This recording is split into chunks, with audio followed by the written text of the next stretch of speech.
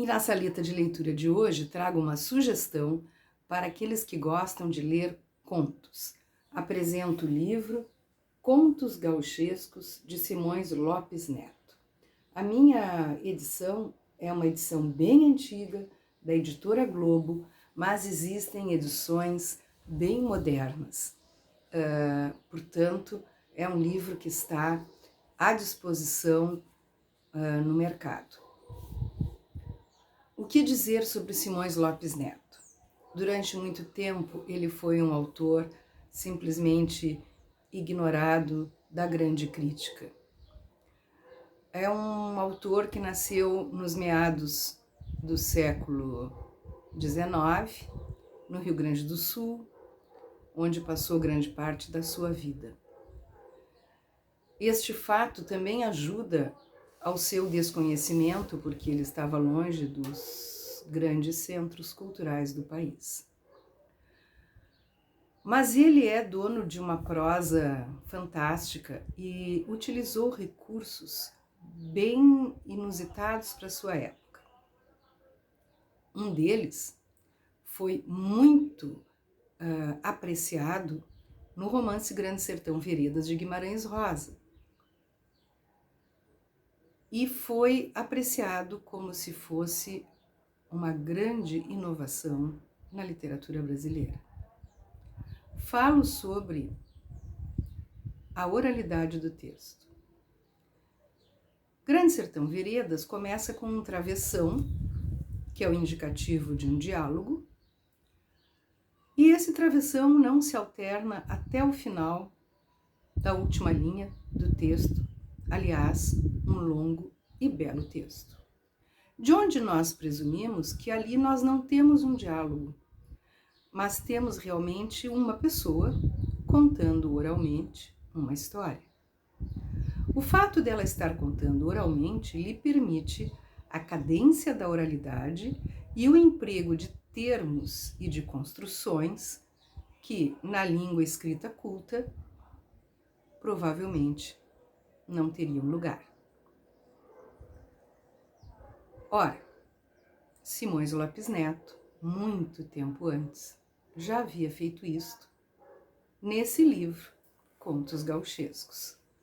Como sabemos, Contos Gauchescos começa com um narrador em terceira pessoa apresentando ao leitor alguém a quem ele chama Blau o Vaqueano. A primeira frase do texto é a seguinte: Patrício, apresento-te Blau o Vaqueano.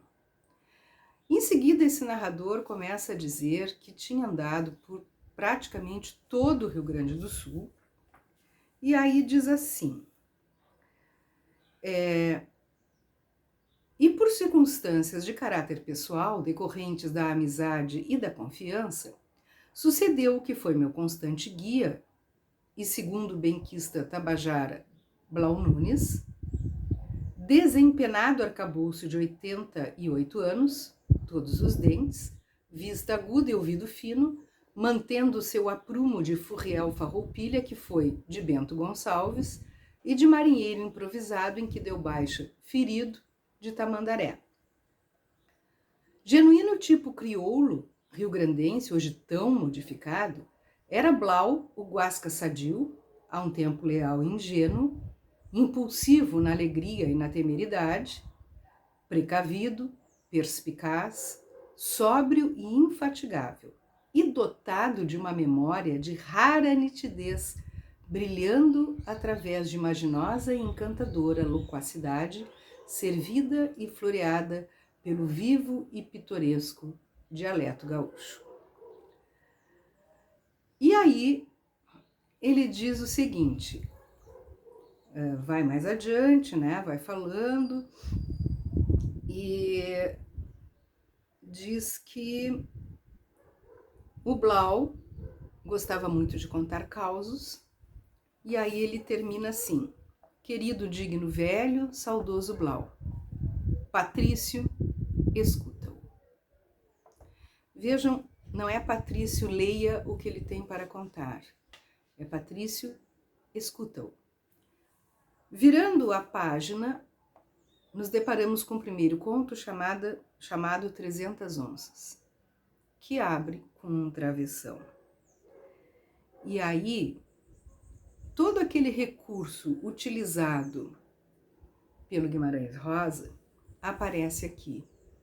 Porque quem vai nos contar todas as histórias deste livro, ou seja, quem vai nos narrar todos esses contos, é Blau, o vaqueano.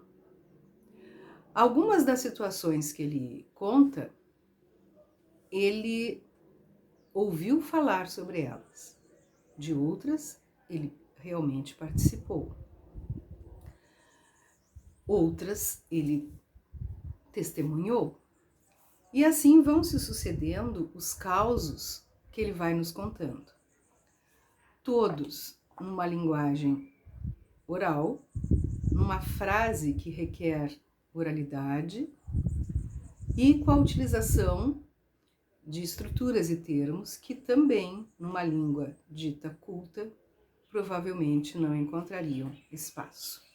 Ao final do livro, há um glossário com o significado dos termos gauchescos para aqueles que não são do Rio Grande do Sul, mas também para aqueles que são do Rio Grande do Sul, mas não do campo, e para aqueles que são do Rio Grande do Sul da época atual, porque também para nós, gaúchos da cidade do século XXI, muitos desses termos são desconhecidos.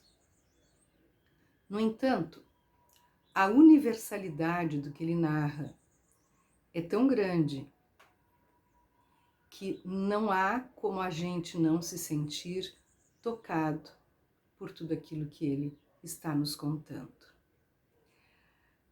Não há como não se sentir tocado com o pai que dá a sua vida para buscar do outro lado da fronteira o vestido de noiva da sua filha, que chega preso ao corpo dele, empapado de sangue. Não há como não se comover com a história do boi que já não servia para mais nada e que está sendo visto como um boi velho e que, portanto, segundo seus donos, deveria morrer. E a interferência que a criança da família faz, sem se dar conta de que ela está trazendo à tona grande emoção. Não há como a gente não se condoer dos destinos apresentados em Jogo do Osso. Não há como a gente não se encantar com a coragem e com a seriedade apresentada em 300 Onças, a honestidade. Então, numa linguagem oral, numa estrutura de oralidade que permite que não haja uma diferenciação entre um narrador culto e uma linguagem regional, porque tudo está sendo contado oralmente, nós temos aqui contos maravilhosos de uma universalidade encantadora. Então a sugestão de hoje é Contos Gauchescos, de Simões Lopes Neto.